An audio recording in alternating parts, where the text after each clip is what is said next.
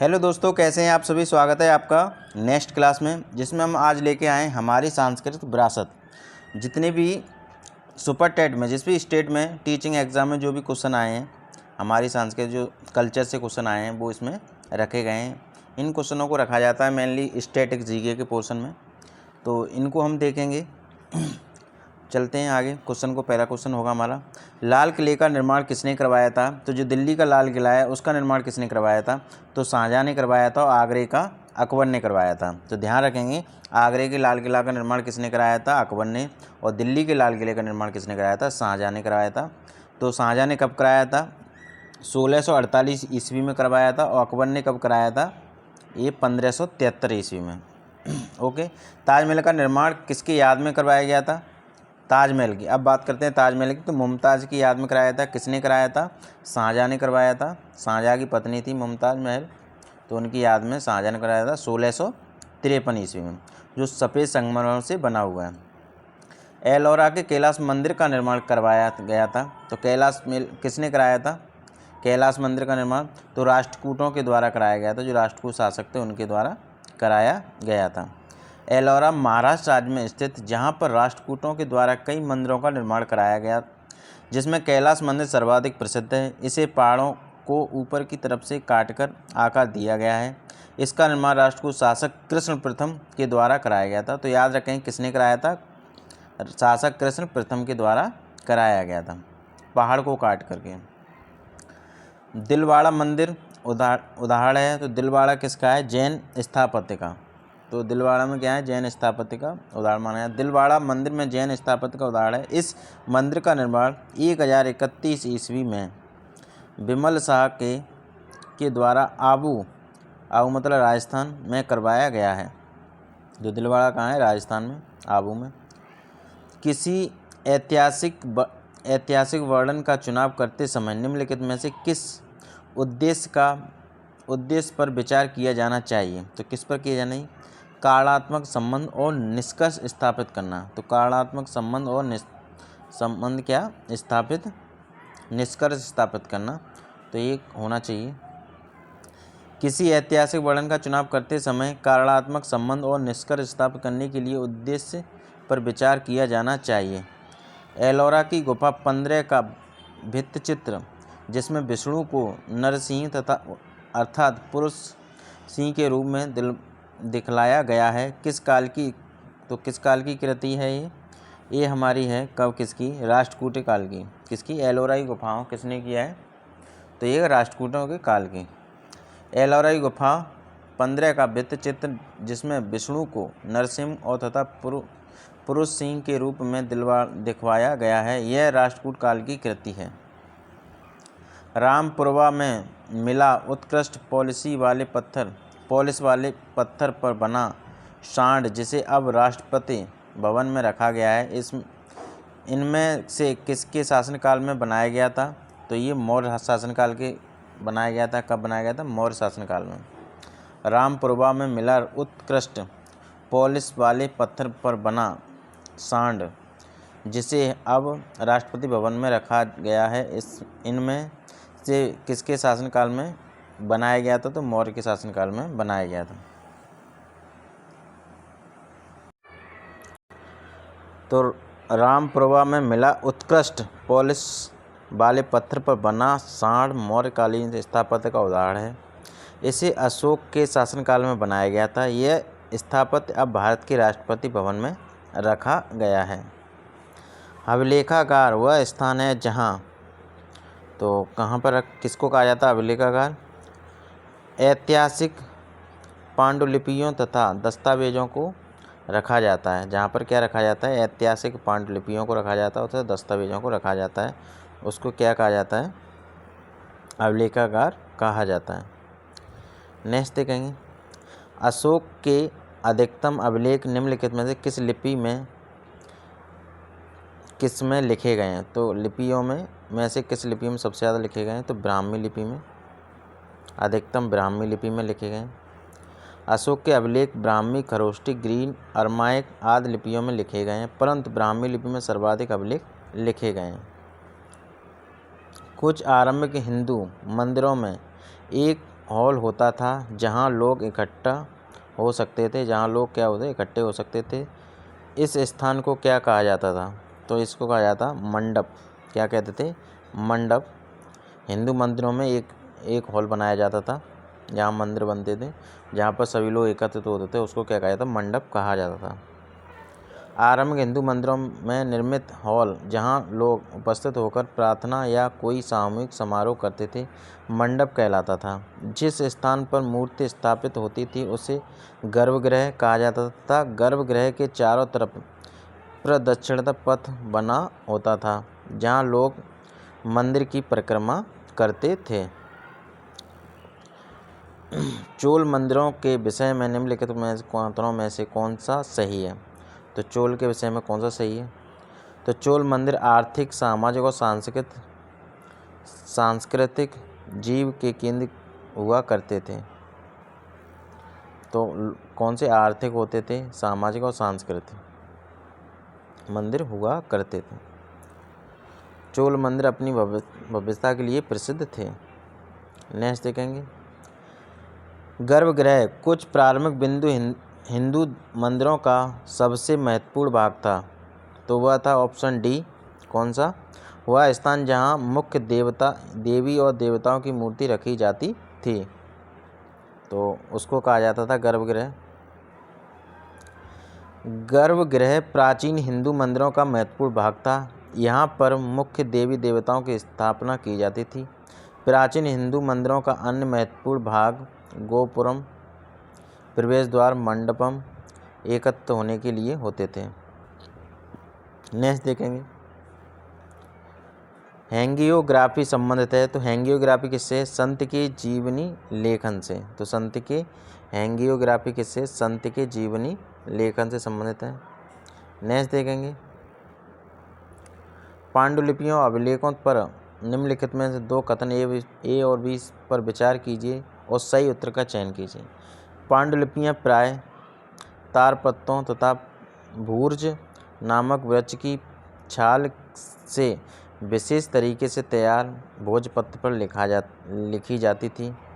अभिलेख पत्थर तथा धातु जैसी अपेक्षाकृत कठोर सतहों पर उत्कीर्ण किए जाते थे। तो ऑप्शन दोनों इसके राइट हो जाएंगे, ए और बी दोनों ही राइट हैं। नेक्स्ट देखेंगे, लगभग 2000 वर्ष पहले वाराणसी एक प्रसिद्ध शिल्प केंद्र था जहाँ श्रेणी थे। तो किसकी? शिल्पकारों और व्यापारियों के संघ थे। किसके? शिल्पकारों और व्यापारियों के संघ।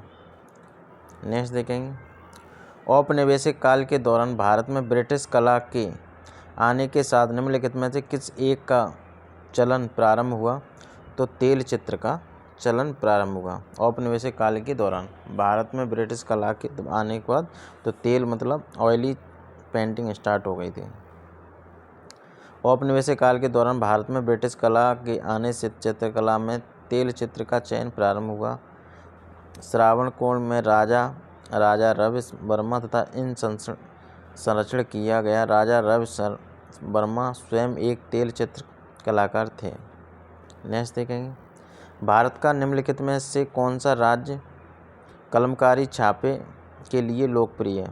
तो कौन सा है? आंध्र प्रदेश कलमकारी से छापाई करता है, आंध्र प्रदेश।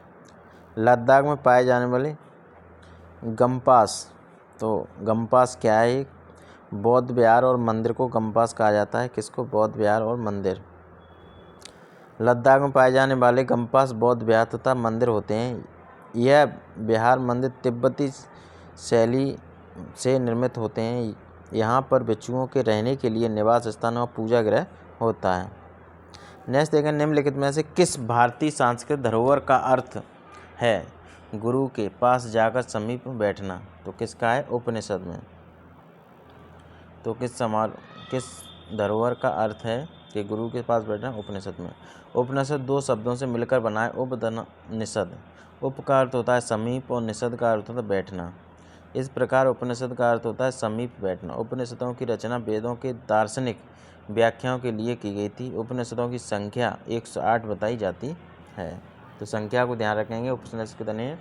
108। शास्त्रीय नृत्यों के संदर्भ में निम्नलिखित में से कौन सा कथन सत्य है? तो शास्त्रीय नृत्यों में कौन सा कथन सत्य है? तो शास्त्रीय नृत्यों के 8 मान्य रूप हैं। कितने मान्य रूप हैं? 8। भारत में संगीत नाटक अकादमी के द्वारा 8 नृत्य शैलियों को शास्त्रीय नृत्य के रूप में मान्यता दी गई है। भरतनाट्यम तमिलनाडु, मणिपुरी मणिपुर में, कथक उत्तर प्रदेश में, कथकली केरल में, कुचिपुड़ी आंध्र प्रदेश में, मोहिनीअट्टम केरल में, ओडिसी ओडिशा में, सलारिया असम में। तो 8 नृत्य हैं। पियतरा ड्यूरा था या थी, तो कौन थी? तो भवनों को सजाने की शैली क्या थी? भवनों को पियतरा और ड्यूरा क्या थी? भवनों को सजाने वाली शैली कहा जाता है। निम्नलिखित में से कौन सा 9वीं शताब्दी के मंदिर स्थापत्य कला का हिस्सा है? तो कौन सा है? सजावटी द्वार। तो सजावटी द्वार क्या है? 9वीं शताब्दी के मंदिरों का स्थापत्य कला का हिस्सा है। नेक्स्ट देखेंगे, ऐतिहासिक स्थल वह है जहाँ अतीत के स्मृति शेष अवशेष मिलते हैं। तो यहाँ पुराने अतीत के स्मृति शेष और अवशेष मिलते हैं, वो ऐतिहासिक स्थल कहा जाता है। वर्णों में जातियों क्यों के उत्पन्न हुई जो भारतीय समाज को संगठित करने का आधार बन गई? वर्णों में जातियाँ क्यों उत्पन्न हुई जो भारतीय समाज में संगठित करने का आधार बन गई? तो ऑप्शन डी इसका राइट होगा। लोगों की सामाजिक आर्थिक आवश्यकताओं के नियमित विस्तार के कारण नए कौशलों में संपन्न लोगों की ज़रूरत थी। तो क्या थी? सामाजिक आर्थिक आवश्यकताओं में नियमित विस्तार के कारण नए कौशलों से उत्पन्न संपन्न लोगों की ज़रूरत थी। नेक्स्ट देखेंगे, आदिवासियों को रंग बिरंगे कपड़े पहनने, सिर पर मुकुट लगाए और नाचते गाते हुए एक रूढ़िबद्ध रूप से प्रदर्शन करने के परिणाम स्वरूप प्राय, तो इसका ऑप्शन बी सही होगा, इस प्रकार के समूह के प्रति भेदभाव होता है। इस प्रकार के समूह के प्रति क्या होता है? भेदभाव होता है।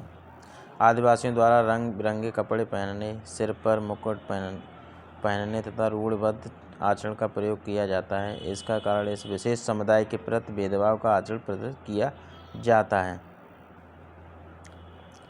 निम्नलिखित में से कौन सा कथन प्रशस्ति के बारे में गलत है? प्रशस्ति के बारे में गलत है, तो कौन सा? ऑप्शन बी इसमें गलत है। प्राय राजा इन्हें स्वयं लिखा करते थे, तो प्रशस्ति ये गलत है। राजा की प्रशंसा करने तथा उनका संरक्षण पाने के उद्देश्य से ज्ञानी और कवि और विद्वान व्यक्ति का लिखी जाती थी, व्यक्ति द्वारा लिखी जाती प्रशस्ति राजाओं की प्रशंसा करने के लिए। ये जिस काल में संबंधित हैं उस काल में ऐतिहासिक मूल्यवान स्रोत थे। ठीक है, प्रशस्ति में शासक और राजा की उपलब्धियों का वर्णन किया जाता था, तो ये भी राइट है, पर राजा नहीं लिखता था इनमें। कौन लिखते थे? कवि लिखते थे। नेक्स्ट देखेंगे, 19वीं शताब्दी के दौरान किस विकास ने बड़े पैमाने पर सामाजिक रीति रिवाज और उपहार के बारे में वाद विवाद तथा चर्चाओं को सुगम बनाया? तो किसने? पर ऑप्शन डी इसका राइट होगा, पत्रिकाओं ने। कौन सा? ऑप्शन डी राइट, पत्रिकाओं। मध्यकालीन भारत में मंदिरों को के केंद्र के रूप में जाना जाता है, तो मंदिरों को सांस्कृतिक गतिविधियों के लिए मंदिरों को जाना है। मध्यकालीन भारत में मंदिरों को सांस्कृतिक गतिविधियों के केंद्र के रूप में जाना जाता है। निम्नलिखित में से कौन सा कथन प्राचीन हस्तलिपि के संदर्भ में सही नहीं है? तो ऑप्शन बी इसका राइट होगा। वे जिन काल को प्रदर्शित करती हैं उस काल का मुख्य स्रोत है। वे जिस काल को प्रदर्शित करती हैं उस काल का मुख्य स्रोत है। प्राचीन हस्तलिपि के संदर्भ में सही नहीं। ये प्राय ताड़पत्रों पर लिखी जाती थी, सही बात है। वे हस्तलिखित थीं और उसके बाद मुद्रित की गई थीं, यही बात सही है। कुछ हस्तलिपियाँ पत्थर और धातु पर उकेरी जाती थीं, मतलब पत्थरों और धातु पर उकेरी जाती थीं, बनाई जाती थी। उत्तराखंड का वह लोकगीत जो विरह और वियोग व्याकुलता में गाया जाता है, तो वो कौन सा है? झुमेलो। कौन सा है? झुमेलो। ऑप्शन बी इसका राइट होगा। उत्तराखंड में कब गाया जाता है? ये विरह हो रहा हो, वियोग हो रहा हो, व्याकुलता प्रतीत हो रही है, तो अब झुमेलो गीत वियोग श्रृंगार रस का गीत है। गांधार कला पर किस विदेशी कला का प्रभाव है? तो गांधार पे किसका है? यूनानी का। गांधार कला किसकी? यूनानियों का। गांधार कला कुषाण शासनकाल में विकसित हुई थी। इस समय यूनानी शासक का संघर्ष भारतीय समाज से था, इसलिए यूनानी प्रभाव गांधार कला पर स्पष्ट दिखाई देती है। गांधार कला में निर्मित मूर्तियों का रूपांकन और विषय वस्तु यूनानी आधारित होने लगी थी। खजुराहो मंदिर किस राजवंश के राजाओं द्वारा निर्मित किए गए थे? तो खजुराहो चंदेलों के द्वारा। किसके द्वारा? चंदेलों के द्वारा। खजुराहो मंदिर चंदेलों के द्वारा निर्मित किए गए थे। चंदेल वंश के द्वारा खजुराहो मंदिरों का निर्माण किया गया था। इस वंश के प्रमुख शासक थे गंड, धंग तथा यशोवर्षन। उत्तराखंड का प्रसिद्ध सूर्य मंदिर स्थित है, तो कहाँ पर है? द्वारा अल्मोड़ा में। द्वारा हाट अल्मोड़ा में। उत्तराखंड का प्रसिद्ध सूर्य मंदिर कहाँ है? द्वारा हाट अल्मोड़ा में। नेक्स्ट देखेंगे क्वेश्चन नंबर 590 है। बुलंद दरवाज़ा बनवाया गया था, तो बुलंद दरवाज़ा कब बनवाया? गुजरात विजय के उपलक्ष्य में बनवाया गया था। गुजरात विजय के उपलक्ष्य में किसने बनवाया था? अकबर द्वारा 1571 में बनवाया गया था। और अकबर ने लाल किला कब बनवाया था? तो अकबर ने लाल किला 1573 में बनवाया था। इसके जस्ट बाद लाल किले का निर्माण करवाया था। गेटवे ऑफ इंडिया गेट था। 3 मूर्तियों की स्थापना हुई थी, तो ये कब हुई थी? क्रमिक आंग्ल राजा के स्वागत में, आंग्ल वायसराय के स्वागत में, प्रिंस ऑफ वेल्स के स्वागत में। ये वाला ऑप्शन बी हो जाए, क्रमश आंग्ल राजा के स्वागत में, आंग्ल वायसराय के स्वागत में, प्रिंस के स्वागत में। तो इसका ऑप्शन डी सही हो जाएगा, इसमें से कोई नहीं। वर्ष 1911 इसमें जॉर्ज पंचम के भारत आने के उपलक्ष्य में मुंबई में गेटवे ऑफ इंडिया का निर्माण किया गया था। प्रथम विश्व युद्ध के मारे गए भारतीय सैनिकों की स्मृति में इंडिया गेट का निर्माण किया गया था तथा ब्रिटिश सेनापति के निवास गृह के लिए 1930 में 3 मूर्ति भवन का निर्माण दिल्ली में किया गया था, जो वर्तमान प्रधानमंत्री के आवास के रूप में है। नेक्स्ट देखेंगे, जब सरकार का ऐसी रीति रिवाजों से सामना होता है जो कानूनी की दृष्टि भिन्न होती हैं, तो इन्हें व्यावहारिक कानून के अंतर्गत रखा जाता है। यह रिवाज की परिभाषा है। ऐसी रीति रिवाज जो चिरकाल में चलन में हैं, किसमें? चिरकाल में चलन में, जो अभी चलन में, उनको रखा जाता है। हमारे देश में व्यावहारिक कानून में उन्हीं रीति रिवाजों और परंपराओं को स्थान मिलता है जो लंबे समय से चिरकाल में चले आ रहे हैं, मतलब पुराने समय से चले आ रहे हैं। नारीवाद, फीमेलिज्म से आशय क्या है? यह विचार जो महिलाओं की समानता के पक्ष में हो। तो कौन सा विचार? यह विचार जो महिलाओं की समानता में क्या हो? समानता में पक्ष में। राष्ट्रीय अभिलेखागार अवस्थित है, तो ये नई दिल्ली में है। राष्ट्रीय अभिलेखागार नई दिल्ली में। राष्ट्रीय अभिलेखागार की स्थापना 1784 ईस्वी में कलकत्ता में की गई थी, परंतु 1911 में राजधानी में परिवर्तन के साथ ही इसका भी स्थानांतरण दिल्ली में कर दिया गया था। राष्ट्रीय अभिलेखागार वर्तमान समय में नई दिल्ली में स्थित है। नई दिल्ली का वास्तुकार कौन था? तो नई दिल्ली का वास्तुकार कौन था? Edward Lutyens. कौन था? एडवर्ड लुटियन वास्तुकार दिल्ली का वास्तुकार था। नई दिल्ली का वास्तुकार एडवर्ड लुटियन था। वर्ष 1913 में लुटियन ने नई दिल्ली की डिजाइन तैयार कर उसका वास्तविक स्वरूप प्रदान किया था। हद संख्या कुषाण मूर्तियां प्राप्त हुई हैं, तो ये कहाँ से हुई हैं? मथुरा से। कुषाण मूर्तियां कहाँ से? मथुरा से। शहबाजगढ़ी में अवस्थित अशोक के शिलालेख हैं, तो किसके हैं? शहबाजगढ़ी में। खरोष्ठी लिपि में लिखे गए हैं। शहबाजगढ़ी में कहाँ लिखेंगे? खरोष्ठी लिपि में। रोम के साथ दक्षिण भारत के व्यापार का सजीव वर्णन करने का वाला ग्रंथ कौन सा है? तो रोम के साथ दक्षिण भारत का किसने व्यापार था? तो इसका कौन है?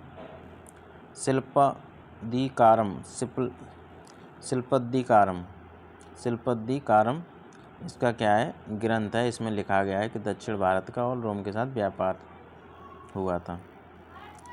मलयालम पुस्तक लीला तिलकम की विषय वस्तु क्या है? तो इसमें क्या आता है? व्याकरण। मलयालम पुस्तक लीला तिलकम की विषय वस्तु क्या है? व्याकरण। कंदरिया महादेवी मंदिर निर्माण थे, तो ये किसने बनवाया था? चंदेलों ने बनवाया था। कंदरिया महादेव मंदिर चंदेलों के द्वारा। कंदरिया महादेव मंदिर मध्य प्रदेश के खजुराहो जिले में स्थित है। इस मंदिर की स्थापना चंद शासक विद्याधर के द्वारा की गई थी। भारत में चार बाग शैली के प्रवर्तक थे, तो मुगल थे। चार बाग शैली के भारत में चार बाग शैली के प्रवर्तक मुगल थे तथा हुमायूं के द्वारा इसे बड़े पैमाने पर प्रयोग किया गया था।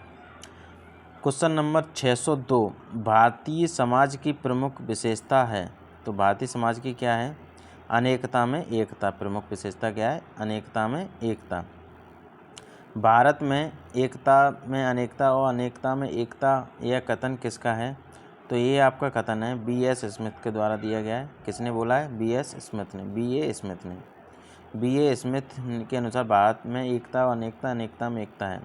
गीता है। गीता क्या है? एक महाभारत का एक भाग है। गीता किसका भाग है? महाभारत का एक भाग है गीता।